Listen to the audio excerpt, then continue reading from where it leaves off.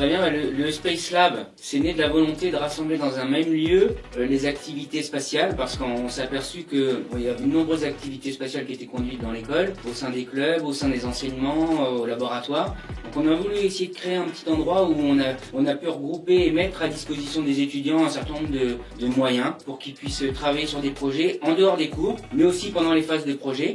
Donc on va retrouver dans cette salle-là à la fois des moyens expérimentaux qui sont utilisés par les enseignants et les chercheurs, mais aussi des projets qui sont propres aux étudiants.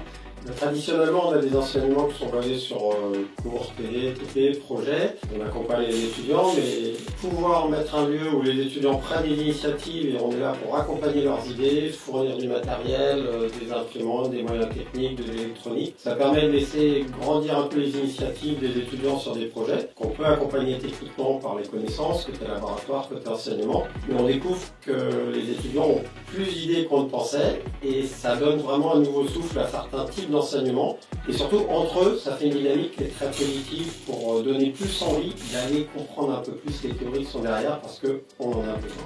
Donc l'intérêt d'avoir un lieu comme ça pour les étudiants, c'est de pouvoir les faire travailler en autonomie, en mode projet. Ils vont pouvoir aussi participer à des projets de grande envergure. Par exemple, là, il y a un projet de centre spatial universitaire au niveau de la région Nouvelle-Aquitaine. Donc ils travaillent en collaboration avec des étudiants de différentes écoles de Nouvelle-Aquitaine. Au-delà des projets de grande envergure, il y a aussi travailler à plusieurs sur un même projet. C'est quand même pas si facile que ça. Et les étudiants là découvrent que c'est une des difficultés. Qui fait quoi, comment on gère, leadership, organisation et mettre les bonnes personnes au bon endroit pour que le projet fonctionne bien.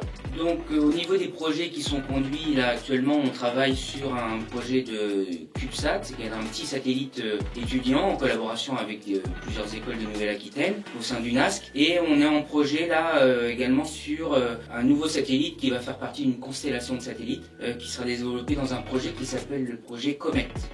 Sur cette initiative-là dont a parlé Yannick, prendre un petit local, mettre du matériel et attendre les initiatives des étudiants, les soutenir par le soutien technique, le soutien logistique, le matériel, c'est ce qu'on va développer à plus grande échelle dans le Futur Lab. Là, on y mettra les trois thématiques, aérodynamique et transport pour tout ce qui est mobilité énergie, tout ce qui est réalité virtuelle et système intelligent, et puis tout ce qui est aérodynamique et structure, où là, on va travailler sur à plus grande échelle, mettre les moyens à disposition pour l'ensemble des élèves de l'école, que ce soit en enseignement, que ce soit en projet, que ce soit en BE, et qu'on coordonne un peu tout ça sur des espaces thématiques, une soufflerie, un espace réalité virtuelle, et tous les moyens techniques que vous avez pu voir dans cette salle, mais qu'on va déployer à plus grande échelle sur 2000 m², en lien avec toutes les salles de conception de l'établissement.